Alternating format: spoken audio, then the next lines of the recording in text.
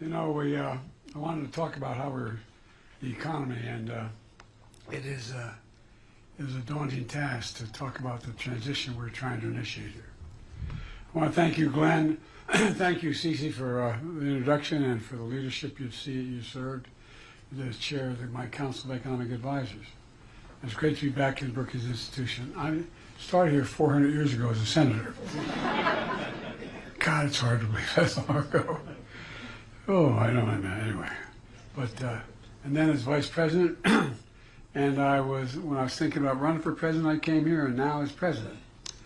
Last month, I spoke to the Economic Club of Washington, D.C. about the pivotal actions we took to rescue the economy from the devastating harm caused by that way, in my view, the pandemic was handled, and how we delivered immediate economic relief to those most in need.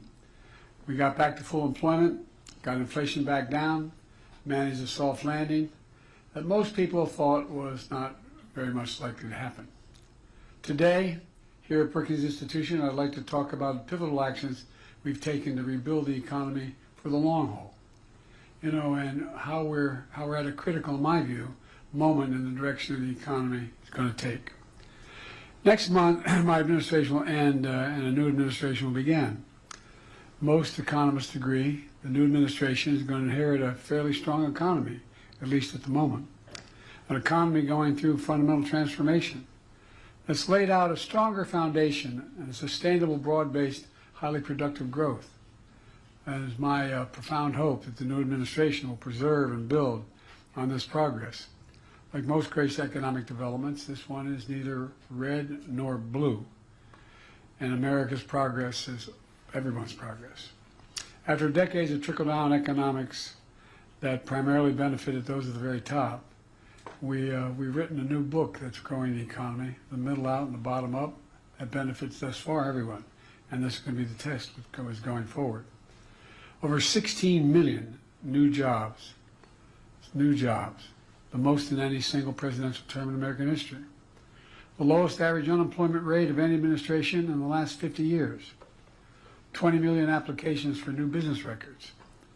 I mean, it's for new business, that is a record, I should say. Stock market hits record highs. I wish I owned a lot of stock. You know, the worst part of all this, I acknowledge at Brookings, for 36 years I was listed as the poorest man in Congress. What a foolish man. Anyway, 401ks are up. More than $1 trillion in private sector investment in clean energy and advanced manufacturing in just 2 years alone. After decades of sending jobs overseas for the cheapest labor possible, companies are coming back to America, investing in building here and creating jobs here in America, in my view, where they belong. And of course, this economic growth is not without pain. The entire world faced a spike in inflation due to disruptions from the pandemic and Putin's war in Ukraine. We acted quickly to get inflation down with the help of Republicans and Democrats. Inflation came down to pre-pandemic levels.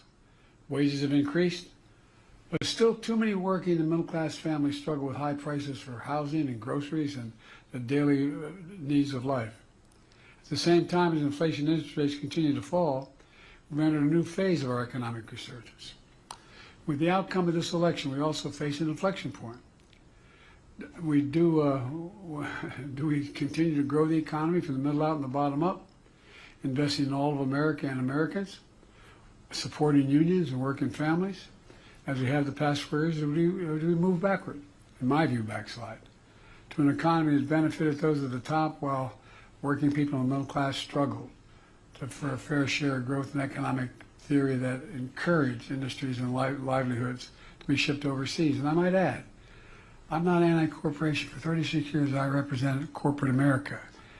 My state has more corporations registered in my state than every other state in the union. So I'm mildly accustomed to corporate America. And to see it grow is useful and helpful and necessary. But to make the most of the opportunities ahead of, I want to share key pages from our middle-out, bottom-up economic playbook and lay down what I believe to be a new set of benchmarks to measure against the next 4 years and see whether this theory is more than just a phenomenon.